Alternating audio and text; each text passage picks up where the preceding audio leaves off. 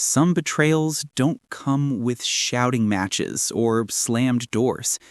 They come disguised as laughter, the kind that's shared too loudly with people who were never meant to hear. I didn't discover her cruelty through suspicion or investigation. I discovered it by accident, walking into a room where my name had already been turned into a joke. At first, I thought I had misheard. The sound of my girlfriend's voice mixed with the shrill amusement of her friends blurred into noise. But then the words sharpened. Intimate fragments of my life laid bare. Details I had trusted her with whispered now in mocking tones. They weren't just telling stories. They were dissecting me, turning vulnerability into comedy. The moment froze. I stood there in the doorway, invisible, listening to laughter that stripped me of dignity. My chest burned, not just with humiliation, but with the weight of betrayal. Trust is fragile, built slowly and destroyed in seconds. And in that instant, everything collapsed. I didn't confront her then. Shame has a way of silencing, of gluing words in your throat. I left quietly, the laughter chasing me down the hallway, each echo heavier than the last. It was only later, when the silence of my apartment wrapped around me, that the anger rose. Not just anger at her, but at myself, for believing intimacy could be safe, for offering pieces of myself that could so easily be weaponized. When I ended it, there were no theatrics, no explanations drawn out or pleas exchanged, just a clean break, as clean as one can be when trust has rotted. She seemed surprised, almost offended, as if the cruelty had been harmless fun, something I should have endured. But I had endured enough. For a while, I thought the worst was behind me. The wound would scab, the shame would dull, life would move forward. But wounds have strange ways of festering. What begins as memory sometimes grows into something else, something heavier, darker, alive. The first signs were small. A whisper of laughter when I was alone, faint and distant as though bleeding through walls. I would be brushing my teeth, the bathroom fan humming, when suddenly a burst of muffled giggles would cut through the noise. I'd freeze, toothpaste bitter on my tongue, ears straining. Silence would return, heavy and unbroken. Then came the shadows. Not the usual tricks of light, but something sharper, more deliberate. Figures caught at the corner of my eye, lingering shapes that seemed to lean closer when I turned away. Sometimes I swore I saw her there, not in flesh but in outline, the tilt of her head, the curve of her mouth frozen in amusement, always watching, always waiting to laugh again. Sleep became fragile. Dreams carried me back into the room where I first heard the laughter. I'd stand in the doorway again, but the scene would warp. Her friends' faces blurred into masks, mouths too wide, teeth too sharp. The laughter grew distorted, mechanical, repeating the same details over and over until they no longer sounded like words but like incantations. I'd wake drenched in sweat, my ears still ringing with echoes. I tried to convince myself it was just trauma, my mind replaying the wound until it scarred. But then the objects around me began to shift. Notes I had written for myself, grocery lists, receipts, words scrawled in my handwriting twisted into phrases I didn't remember writing. Phrases like, "they're still laughing," or "everyone knows." Once I found a scrap of paper on my desk that simply read, "We told them everything." Paranoia crept into my days. Conversations with coworkers carried undertones. Glances lingered too long. I started to believe that maybe she had told more than her friends. Maybe my private life had become a story spreading further, retold and reshaped until strangers knew me before I opened my mouth. The world outside felt hostile, eyes carrying smirks I couldn't explain. The worst was the mirror. One night while washing my face, I looked up and saw not my own reflection, but hers. Not her whole face, just her mouth. Lips curled in that sharp, mocking smile, frozen mid-laugh. I stumbled back, heart slamming. But when I looked again, it was only me, pale and shaken. That was the moment I realized the breakup hadn't severed her from me. She lingered, not as a person, but as something else. A presence stitched from humiliation, feeding on the echoes of shame. And humiliation is a cruel ghost. It doesn't shout or rage.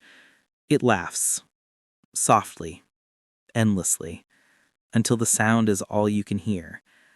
Each day since, the laughter has grown louder, and I've started to wonder if breaking up with her was enough to end it, or if by leaving, I only gave her shadow more room to grow. The walls of my apartment pressed closer. At night, the laughter seeped through them, soft at first, then swelling until it reverberated in my bones. Sometimes it sounded distant, as though drifting from another world. Other times it came from inches away, breath tickling my ear, though no one stood beside me. The worst was when it came from my phone. One night, I left it charging on the nightstand and woke to faint giggles bleeding from the speaker.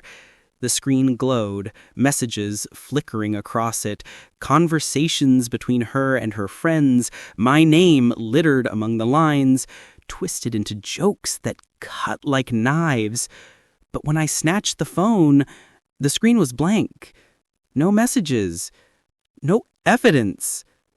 Just my reflection in the glass, mouth trembling into a smile I didn't command. The isolation deepened. I stopped answering calls, stopped leaving the apartment. I no longer trusted the outside world, but the silence of solitude only fed the presence. Without distraction, the laughter consumed everything. My thoughts were no longer my own. Each memory twisted by echoes, each attempt at focus drowned in phantom amusement. It wasn't only sound anymore. I began to see them. Figures in the corners of rooms, blurred but feminine, always leaning toward each other, shoulders shaking with silent laughter. They multiplied each night until my apartment became a gathering, dozens of women clustered in every corner, their mouths moving in unison, though no sound escaped. Their faces were half hers, half strangers, eyes bright with ridicule.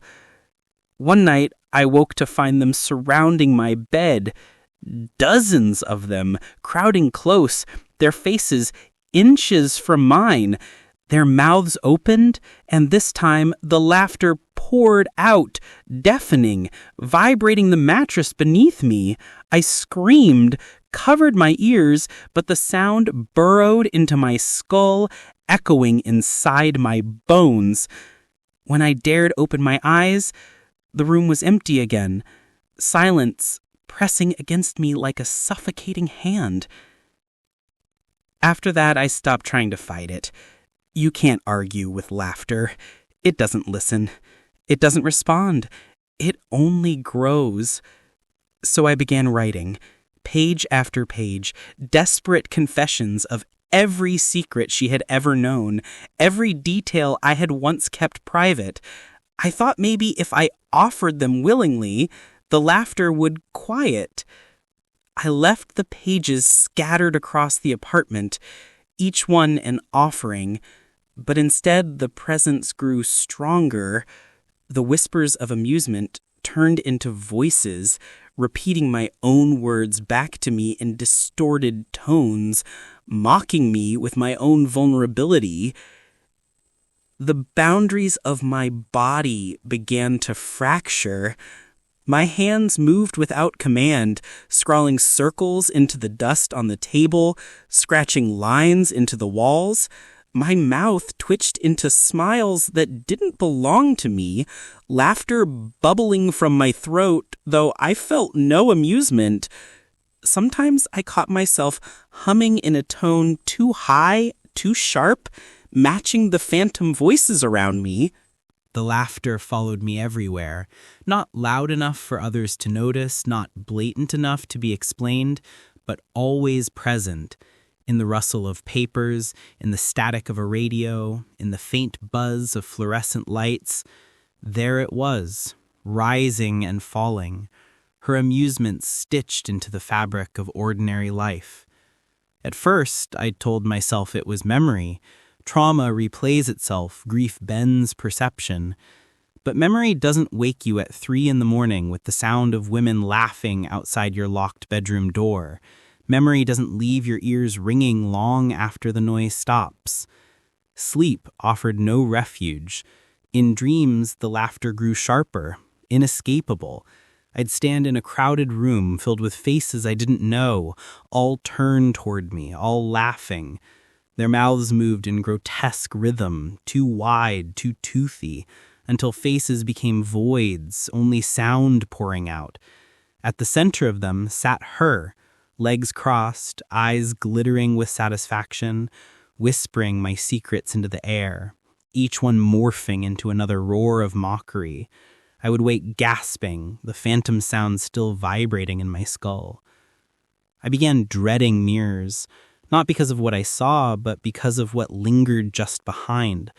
My reflection smiled at me once, an expression my face hadn't made in weeks. Another time, I leaned close and saw her eyes peering through mine, bright with amusement, as if she had taken up residence inside me. The worst came when I wiped condensation from the bathroom mirror and found words traced into the fog, letters curved with a mocking elegance. They're still laughing. The apartment grew hostile. Lights flickered when I entered rooms, shadows leaned too long against the walls. I found objects moved, not misplaced, but deliberately arranged. Pill bottles stacked into towers, spoons lined neatly on the counter, my bed covered in small circles drawn with dirt as if marked by invisible fingers. Each arrangement felt like a joke I didn't understand, a private punchline delivered by something I couldn't see. I tried to tell myself it was stress, but the boundaries between inside and outside began to dissolve. At work, I heard snickers when I entered the break room, conversations falling silent as though I'd walked in on a secret. At the grocery store, 2 women glanced at me in stifled laughter, their faces blurring into hers for a heartbeat. On the bus, I swore I heard my name whispered between giggles, though no one sat close enough to speak it. Paranoia rooted itself so deeply that I began to question every sound. A cough was a cover for a laugh, a sneeze an excuse to hide amusement. The world turned into a stage, and I the butt of an endless joke. My chest ached with constant tension, my skin prickled with the certainty of being watched. And then came the child's laughter. High-pitched, unnatural, echoing in spaces it didn't belong. It started faint, weaving through the women's voices, then grew stronger each night. I never saw its source, but I felt it. Small footsteps padding across the floor at night, pressure dipping the mattress beside me, the sound of toys clattering in rooms I hadn't entered. The humiliation had birthed something, not a ghost of her, not just the echo of betrayal, but a creation of its own. It carried the cruelty of laughter, sharpened into something childlike, eternal, impossible to silence. And I realized then, breaking up with her had never severed me from what she had planted. Some wounds don't heal, they grow teeth. Now, even in silence, I hear it, waiting, sharpening, because humiliation is not just memory, it's inheritance, and I had already passed it on. By the end, the laughter no longer came in bursts. It had become constant, a low hum beneath every sound. My own voice carried its echo. My steps tapped in rhythm with it. Silence no longer existed, even when the world outside held its breath. The apartment was unrecognizable. Walls, once plain, now shimmered faintly with patterns I hadn't drawn consciously. Circles overlapping, jagged lines twisting into symbols that pulsed when I looked too long. Pages of confessions covered the floor, scrawled handwriting repeating itself as though invisible hands had guided mine.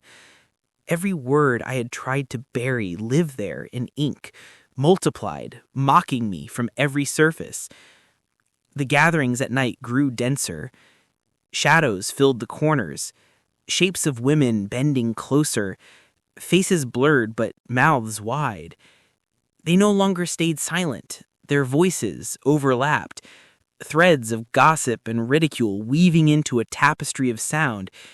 Each word carried intimate details, things I had told no one but her, things I had never told at all, secrets dredged from my mind by something that knew me too deeply. And always, she stood among them. My ex, half real, half phantom, her form flickering, but her smile sharp. She didn't need to speak anymore.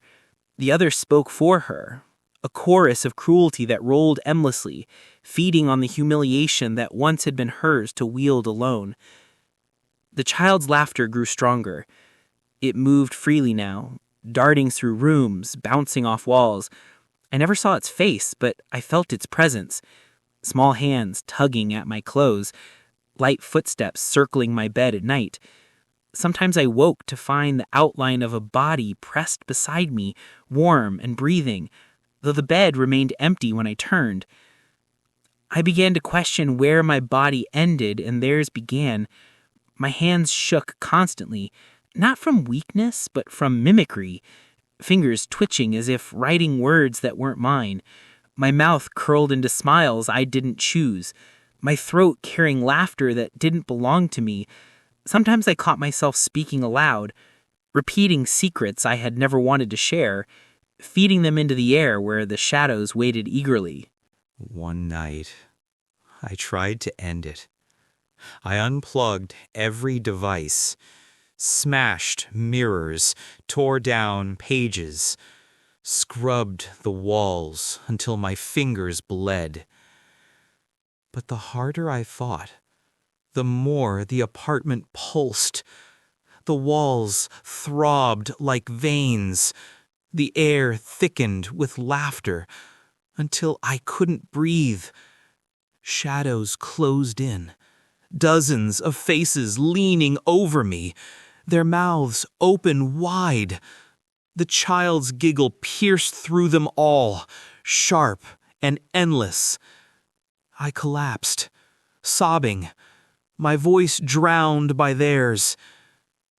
And then, in the thick of the noise, I realized something. They weren't just mocking me. They were feeding on me. Every secret, every humiliation, every memory of shame was nourishment. I had been flayed open, turned into an inexhaustible source of sustenance. That was why they never left, why she had never truly gone.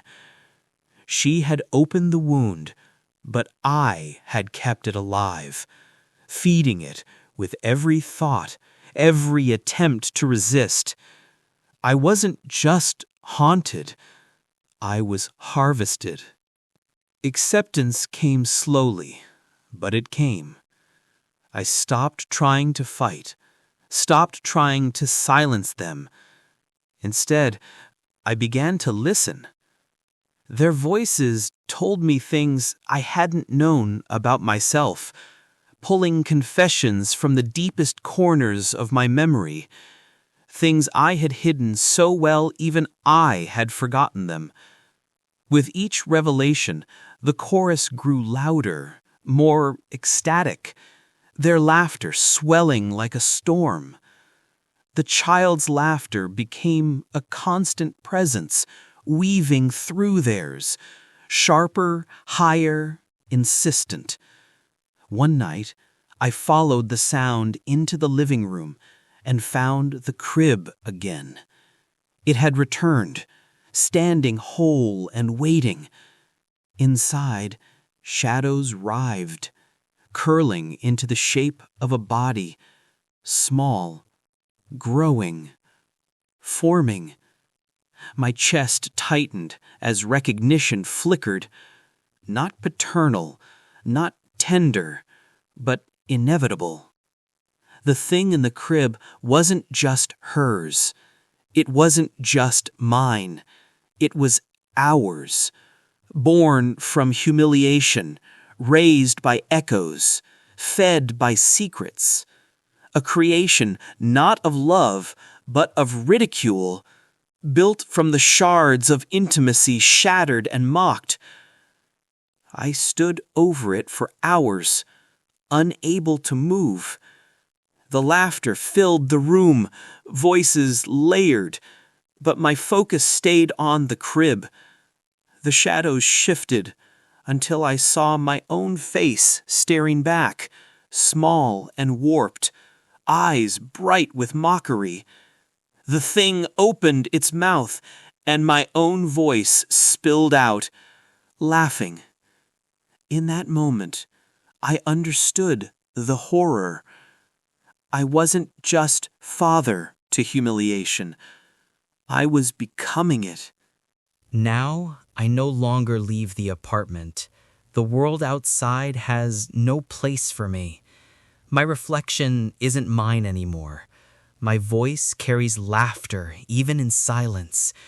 The gatherings fill every corner.